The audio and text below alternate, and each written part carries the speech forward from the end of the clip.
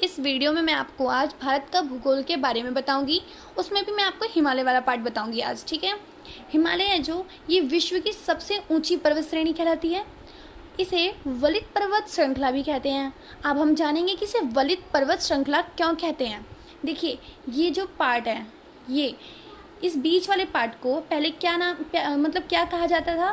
Pangaea. और जो ये वाला पार्ट है इसको क्या कहते थे? पेंथालासा, ठीक है। फिर बाद में ये दो पार्ट्स में डिवाइड हो गई, तो इस ऊपर वाले पार्ट को नॉर्दर्न, इस नीचे वाले पार्ट को साउदर्न कहा जाने लगा, ठीक है। एंड देन बाद में साउदर्न हिस्सा हो गया, नॉर्दर्न हिस्सा हो गया। नीचे वाले पार्ट के को नाम क्या दिया गया? गोंडवाना लैंड। ऊपर वाले को अंगारा लैंड। अपना जो इंडिया है वो गोंडवाना लैंड के अंदर ही स्थित है, के अंदर ही आता है, ठीक है। अब मैं आपको बताऊंगी भारत का प्रायद्वीपीय हिस्सा यानी पठार ही गोंडवाना लैंड है, यानी दक्षिणी जो पार्ट देख रहे हैं आप, ठीक। एक ना प्लेट टेक्टोनिक्स थ्योरी है, उसके बारे में बताती हूँ मैं आपको क्या है। जैसे अगर आपने सुना ही होगा 7 कॉन्टिनेंट्स के बारे में, तो कि प्लेटें टकराती हैं, ऐसा कुछ।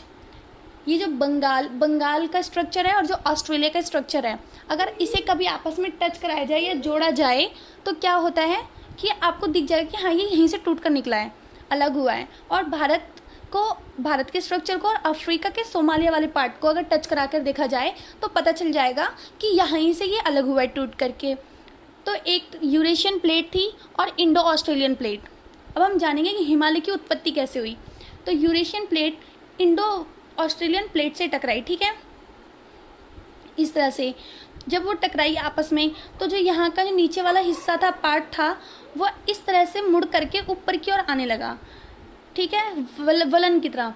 तो इसलिए ही ये ऊपर की ओर आने लगा, तो यहीं से हिमालय का निर्माण हुआ। अगला है आपका पश्चिम से पूर्व दिशा में सिंधु और ब्रह्मपुत्र, यानी पश्चिम से इधर की ओर जा रहा है। ये जो हिमालय पर्वत श्रृंखला है वो इस दिशा में जा रही है, सिंधु से, यानी कश्मीर से अरुणाचल प्रदेश तक 2400 किलोमीटर लंबाई तक। अगर इसकी लंबाई देखी जाए तो वो 2400 किलोमीटर तक फैलाव है इसका। कश्मीर में इसकी चौड़ाई है, जो मतलब पर्वत की जो चौड़ाई है, इस तरह से यहाँ से स्टार्टिंग है, तो वो कितनी चौड़ाई है? 400 किलोमीटर की।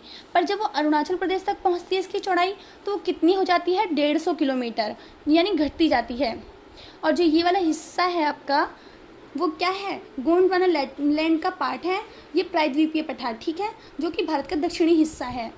अगर आपको हमारी वीडियो अच्छी लगी हो तो लाइक एंड सब्सक्राइब करना ना भूलें।